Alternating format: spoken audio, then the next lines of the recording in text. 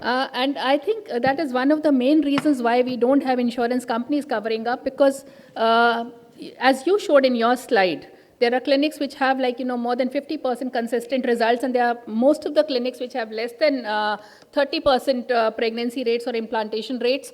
The economics doesn't really work by 100% money back. But how do you prevent the patient from being exploited? So I also feel that if we are, accountable on that front, and if we are able to refund some amount if you are not, successful after 3 or 4 cycles, does it help? I think this is a very important point, especially in private practice in a metropolitan city, where most of the patients, at least 50% of my patients at least, are browsing the net before coming to us.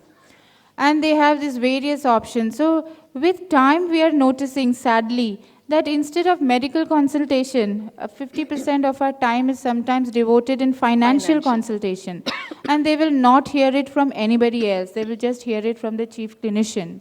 So it's very sad but true. And how do we address that? We were discussing a surrogacy package, and once I said my coordinator would explain the rest of the package to you. If there are any other medical questions, I'll be very happy to answer. They said, no, we've just come from the next clinic next door. They said 5 lakhs and baby. How come you're not doing it? Is that center better than yours? I said, well, IVF, in my opinion, does not work that way. We may get it the first time, we may not get it, we may need to use an egg donor, we may need to go to surrogacy. So we are not giving any guarantees, and we are not doing money back. So it is for you to decide which one to choose and which one not to choose. So I think, yes, we are in a very complex world, and the patient's choices and decision makings are becoming more and more difficult.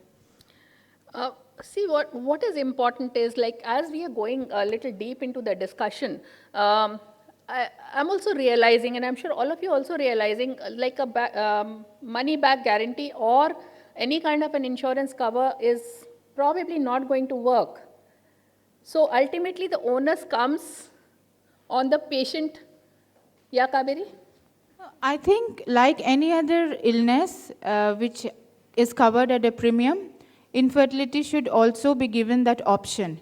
We cannot withdraw that option. How much premium, at what, what should be the screening test, etc. should be decided. But we cannot close the door of insurance to infertile couples.